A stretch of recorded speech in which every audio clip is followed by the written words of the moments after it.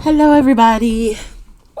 Thank you for joining me today. So today's video, we're going to continue on using these Lisa Horton ink pads that I've gotten recently. And I wanted to play with them because they said they were a dye-based premium, let me see. Yeah, premium dye-based metallic pigment ink. And like with dye inks, you can do a lot of techniques with them, especially using water. This is the photo I'm going to be using, and I chose these three colors to be a part of my background. And if you saw yesterday's video, you remember I did a little bit of ink smushing on the black paper and then splattered with white. It almost looked like a galaxy. It was really pretty, so that's what we're gonna do today. So what's interesting with this is as you put them on, it's almost like you can't see the color because that's the dye element of the ink. A lot of times if you're using darker color papers, if you use regular like distress inks, the color isn't going to show up like if you use an oxide ink because the oxide has more of that pigment element. They stay on top of the paper and they don't really get absorbed that quick into the paper you're using. So these inks work very similar, but as they dry, what does stay on top is that metallic finish. So it gives it a little bit of that shimmer, almost like the mica sprays, but in an ink pad. It's so cool. I love how this turns out. And I'm doing the same smushing technique where you just put it on plastic and then you spritz a little bit of water and then go ahead and lay it down. You can just tap, tap, tap. You can smudge with your fingers.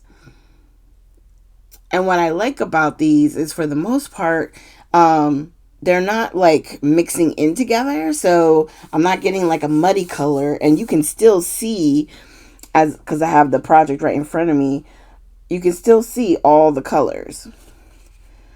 The platinum one is more like a silver in the back, and then you got purple and the tealy green. I really like this, and I always hit my paper with the heat tool, just to try and minimize as much warping as possible. Even with foundations paper, you get a little bit of warp. Okay, so don't panic. The plan is to put these into like a sleeve or a final, book or whatever. So you'll be okay.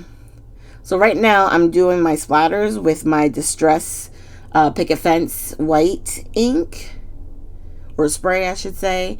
And then I was thinking about using either Broken China or what's the other one I have? Tumbled Glass, but I think they were more on the blue side. So what I'm going to do instead is use Villainous Potion, which gives me a much deeper purple than if I had used the Wilted Violet, but I really wanted that deep purple. So we're going to go ahead and splatter on that color as well. And then for this project, the splatters are technically done. Once I'm done doing all my layers and stuff, I'm not going to add any more splatters to this.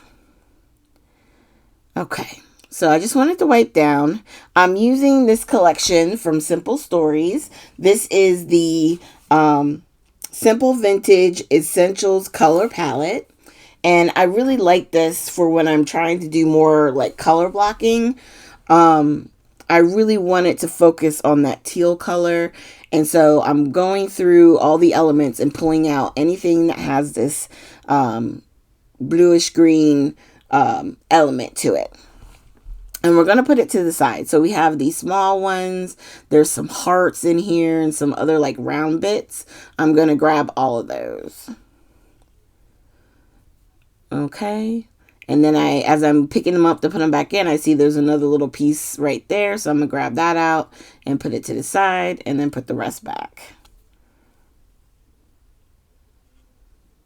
Okay. And then I'm going to go through the butterflies here and see if there's, any of them that have that teal color, for our color theme. We're going to go ahead and pull those out.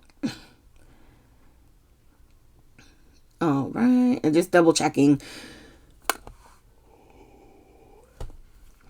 The one thing I am glad about is when I got this collection, I got 2 of the butterflies, and I'm really grateful for that because I love these butterflies. Okay, so now these are the bigger piece, and I think there's only one. So as we go through, I'm just going to go ahead and grab, what I just did is I put a heart over to the side. So we're going to wind up having 3 paper hearts, and then we're going to do 3 foam hearts as well, but those come at the end. Okay, now we're going to look through our 6x8 pad. I'm going to grab the plaid side and attach my photo. And then we're going to put that to the side. We're going to come back because not the 6x8 paper pad, but the sticker book. I love how they, for each of the color palettes, they have one sheet designated to them with sayings, hearts and circles, and even like little strips. We're going to have fun. We're going to have fun putting this together.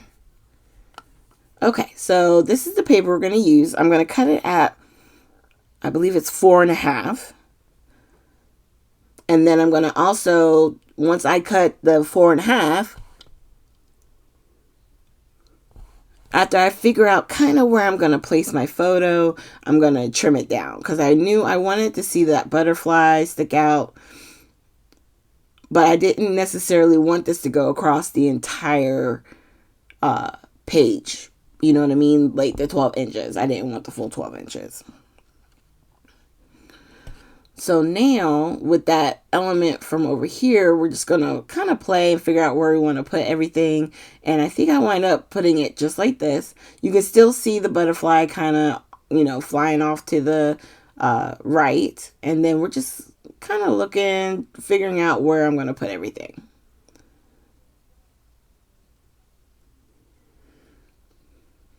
And then we're also going to use those enamel dots too. Okay. So now I'm going to look at the sticker sheet. I love this amazing. So I think the title is actually going to wind up being Amazing Things.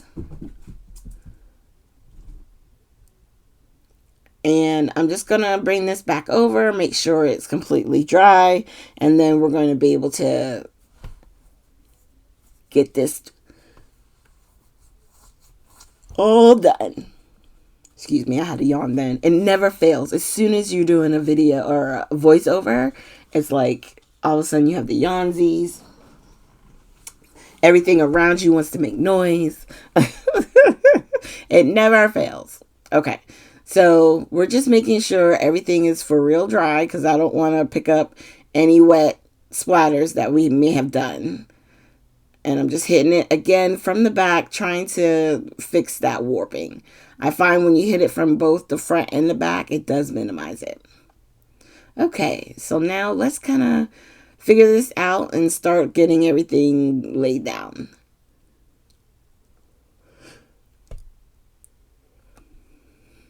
Okay, so I think before I start kind of laying everything down, yeah, I'm going to go ahead. I'm just double checking. I got everything over. Okay, so I'm going to first just put a couple of pieces of tape so that way these can be taped together. And then I'm going to go around the outside and in the center. And then that'll be our base. And I'm using wet glue. If this is your first time finding me, I always use wet glue because it gives you just a little bit of wiggle room. So if you needed to pull something up quickly, you would be able to do that without ruining your project. That would be the hopes, okay? So now, yep, we're putting, that was from the ephemera. And I like how they do these layered ephemeras. They're super thin, but it looks like it's a lot of different elements. So if you're not very familiar or not really good at doing layers, sometimes collections like this will help you along. And then from the foam, that's where we get the things. And I really like how this all comes together. I really do. So now I'm going to grab my big mammoth roll of foam. And we're going to cut a piece that's going to go right on the back side of our main photo. And I didn't go from edge to edge. It's just, it went really right in the center, which is fine. It'll allow us, if you wanted to like tuck more stuff, you know, that kind of thing. So now we're going to go ahead and get that on the project. And I'm going to place my clear block on top. Clear blocks like that actually help save, you know, because there's so many times where you may have forgotten to save it, or for whatever reason, you know, wow.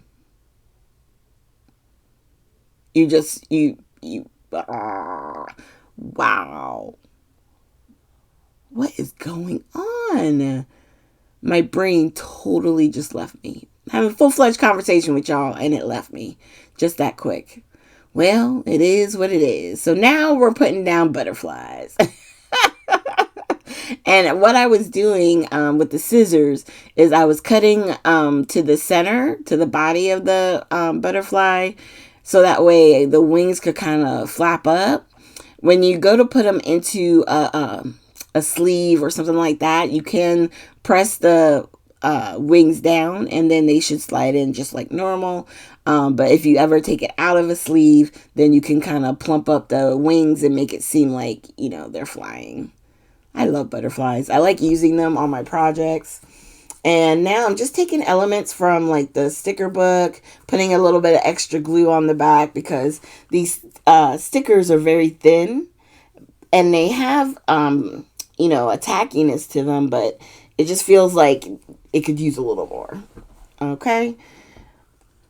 So now what we're going to do is I grabbed the sticker, like a little scallop border from the sticker sheet, and put a little glue on that, and then we put that down right underneath where the photo is, just to give a little added, you know, texture, something interesting.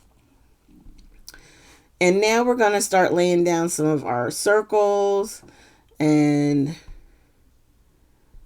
we got 1, 2, and then 3. And then the hearts we're going to lay down. I like the big heart over here, so it's still with that one main cluster. Then we have one at the top cluster and one at the very bottom here. And then, I don't think, did I grab anything else? I might have grabbed the flower. I don't know if this is where I grabbed the flower or not, but if I don't grab the flower here, then it's coming. I see I'm adding glue. Yep, nope, I added it here. So there's a little flower, kind of peekabooing from the side. And then I think I'm looking over on the side, trying to see what else I can take off. This was another bird that was in the sticker book. Because like sometimes you have to look at stuff and be like, when am I going to use it? Am I going to use it ever? It doesn't matter that it's a random bird. It matters that it's in that teal color. And now I'm putting down the foam hearts.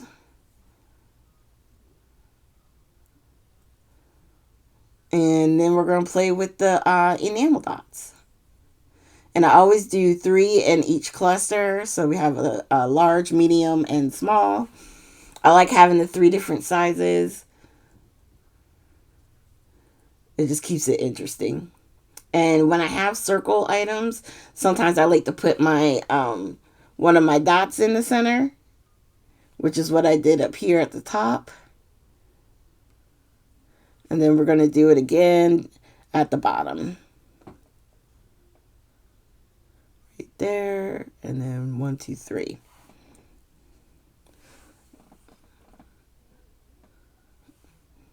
All right. I was trying to see if I had left the butterfly wings of that one so you can lift up, but more glue was on there than I anticipated, so I'm not going to worry about that one. We're going to leave that alone and keep it moving. And then I think I grabbed one more flower. I was going to put it on the far right side, but then I decided to like tuck it on the side of the or the photo. you'll see here. I'm going to take it off of the sticker sheet.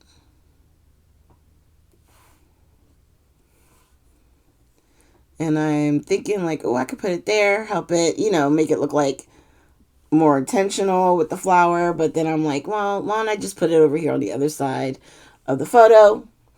So there's at least two flowers on the project.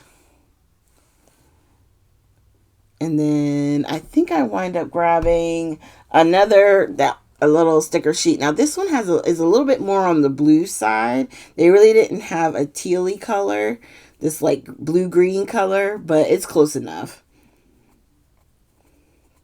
It blends in well enough. It doesn't stand out like a sore thumb. So that's good. And then let me see, is there anything else? I'm just double checking with the sticker book.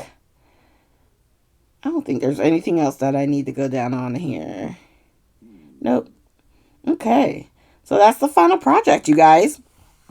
I think it came together so good, and I love the background we created using these Lisa Horton inks. It's almost like when I was taking the spray from the spritz and doing the inked background, the ink pad is giving us a very similar effect, and I really do love that.